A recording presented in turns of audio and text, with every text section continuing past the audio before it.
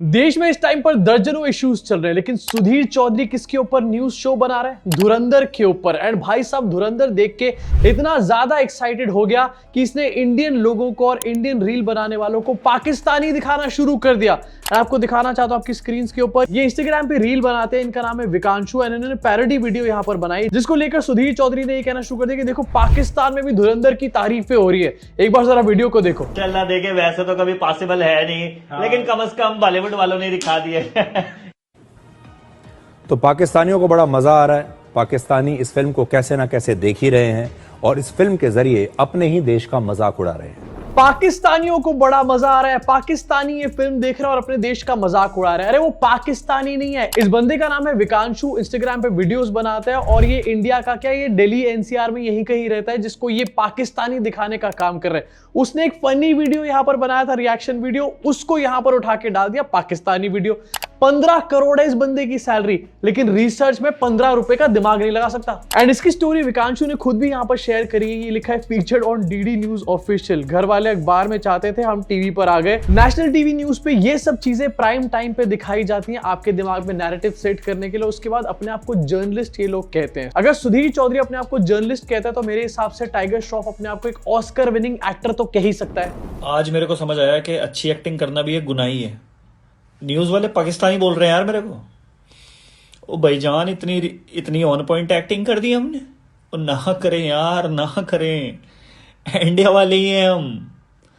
Reel और real में फर्क तो समझो यार, खुदा का खौफ खाएं। YouTube पर हम लोग जब वीडियोस बनाते हैं तो फैक्ट्स को लेकर के बनाते हैं एंड कई बार चीज़ों को रिसर्च करते हैं, बैकग्राउंड चेक करते हैं, वेरीफाई करने का काम करते हैं। लेकिन ऐसा लग रहा है कि यहाँ पर सुधीर चौधरी और उसकी टीम ये सब नहीं करते हैं। एंड 15 करोड़ है इस बंदे की सैलरी। और मुझे बार बार इस बात से प्रॉब्लम क्यों हो रही है?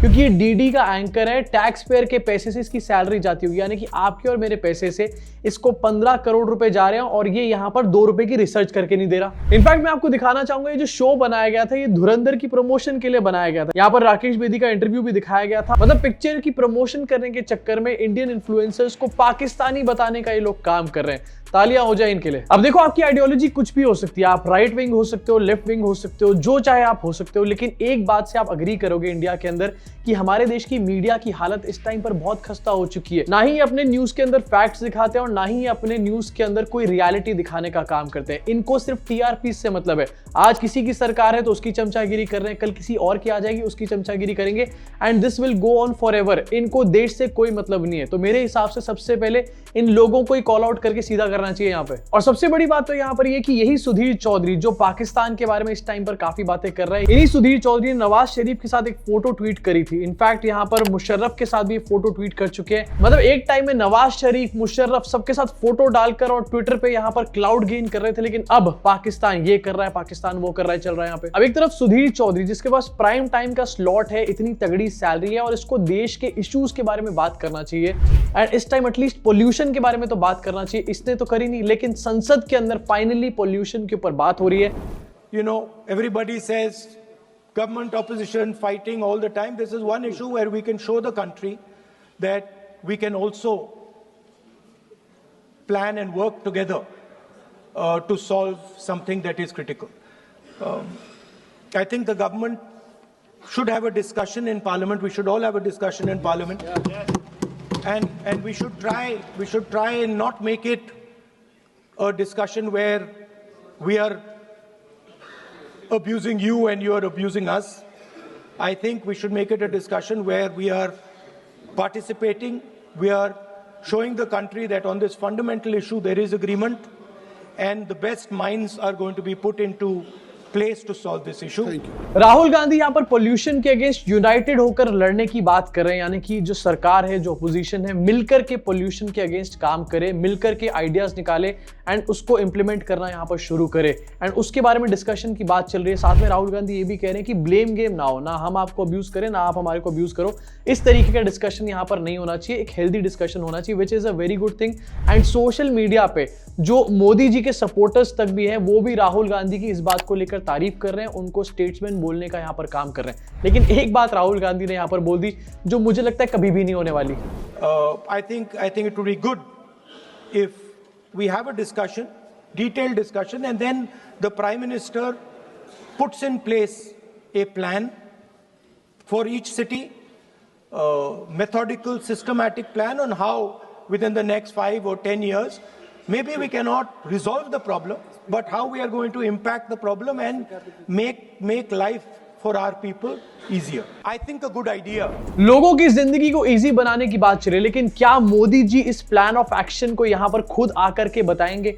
आपको क्या लगता है? नीचे बताना जरूर कमेंट सेक्शन में। और दूसरी चीज, मेरे को बहुत बड़ा डाउट है इस बात का कि हेल्दी डिस्कशन क्या पार्लियामेंट के अंदर हो सकता है? बीजेपी वाले अपने आप को कैसे रोकेंगे आखिरकार गाली गलौज करने से? मैंने सोचा साला ये हेल्दी डिस्कशन कैसे करूं। अब इसके ऊपर सरकार क्या करेगी या नहीं करेगी, लेकिन अभी के लिए सरकार का रिस्पॉन्स ये भी काफी ज्यादा अच्छा मुझे लगा। एंड पहली बार भाई पार्लियामेंट के अंदर ऐसा लग रहा है कि सिविलाइज्ड लोग बैठे हुए हैं, सही तरीके से देश को आगे चलाना चाहते हैं। The day one had made our position very clear that on all important matters, government is ready to discuss and also to find out solutions, taking along the suggestions from all the members, including the principal opposition party led by Rahul Gandhi ji. Finally in लोगों ने हमारे 5-6 लाख रुपए यहाँ पर बचा लिए। 2.5 लाख रुपए पर मिनट का हिसाब बनता है। 2-3 मिनट भी अगर सही तरीके से बहस हो चुकी है या फिर कुछ ढंग का निकला है तो 5-6 लाख तो बच ही गए ना। लेकिन सबसे बड़ी बात यहाँ पर ये है कि दोनों पार्टीज अग्रीमेंट दिखा रही हैं। लास्ट ईयर सेम काम कर लेते, कम से कम इस साल कुछ तो पोल्यूशन कम हो जाता, और अगर कम नहीं होता तो और बढ़ता तो नहीं। इस बार पोल्यूशन की हालत इतनी खराब है कि 2-3 दिन अभी दिल्ली में पोल्यूशन नहीं था, लेकिन अब फिर से जैसे ही मैं वापस आ गया हूं दिल्ली में एकदम से पोल्यूशन हो गया। इसी के साथ एसआईआर की डिबेट के ऊपर भी राहुल गांधी से पूछा गया, एंड राहुल गांधी का ये कहना था कि अमित शाह सदन में मेंटली डिस्टर्ब थे, बहुत ज्यादा किसी दबाव में थे। अब किस दबाव में है आखिरकार अमित शाह? मुझे तो काफी अच्छा लगा क्योंकि दोनों डिबेट्स में हमने मतलब धज्जियां उड़ा दी उनकी।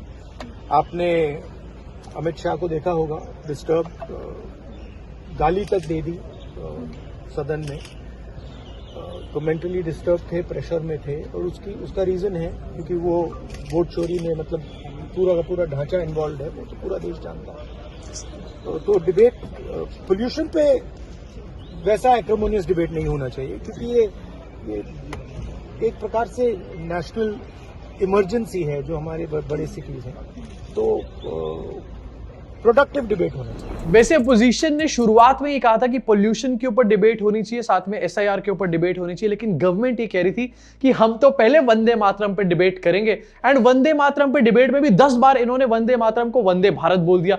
मतलब खुद डिसाइड किया कि हम असली मुद्दों पे डिबेट नहीं करेंगे, एंड जिस मुद्दे पे डिबेट करेंगे उसके लिए भी प्रिपेयर्ड नहीं थे। भाई साहब तालियां हो जाए इनके लिए। अब देखो सरकार का काम है डाइवर्जन क्रिएट करना, रियल इश्यूज तुम्हें पता ना चल पाए, इसलिए एक नया डाइवर्जन लेकर के आए हैं कि मनरेगा का नाम चेंज कर देते हैं। एंड क्या कर देते हैं मनरेगा का नाम? पूज्य बापू ग्रामीण रोजगार गारंटी। मनरेगा बेसिकली एक एम्प्लॉयमेंट स्कीम है जिसके तहत एम्प्लॉयमेंट कितनी मिल रही है ये तो आपको अच्छे से पता ही है देश के अंदर।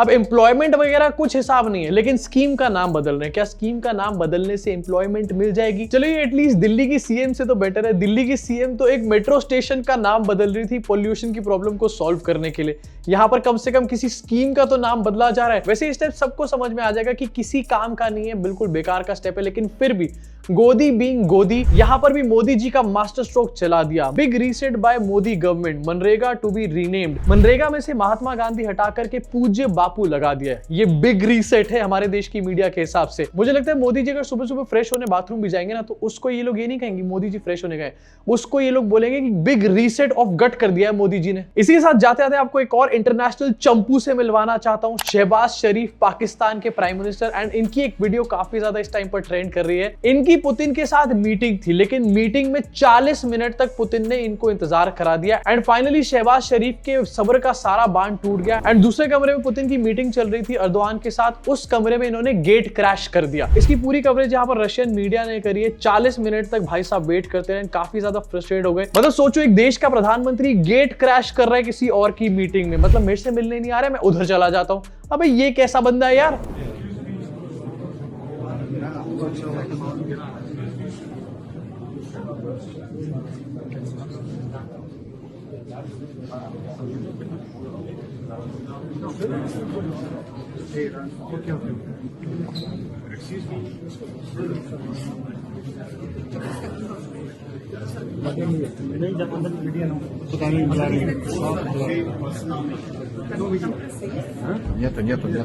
एंड कोई बड़ी बात ये कि इनका अपना आईटी सेल पाकिस्तान में कहता हो कि शहबाज शरीफ का डंका बज गया। ऐसे होते हैं बहुत सारे डंके वाले जिनका कहीं डंका नहीं बज रहा होता, लेकिन उनका आईटी सेल उनका डंका जरूर बजवाता है। अब वैसे इसके बारे में आपका क्या सोचना है नीचे कमेंट सेक्शन में बताना, लेकिन सबसे इंपॉर्टेंट सुधीर चौधरी के जर्नलिज्म के बारे में आपका क्या सोचना है। 15 करोड़ रुपए सैलरी जा रही है हमारे जेब से, जरा सोच के अपनी भड़ास जरूर निकालना कमेंट सेक्शन में। मैं आपसे मुलाकात करूंगा इस चैनल के अगले वीडियो में।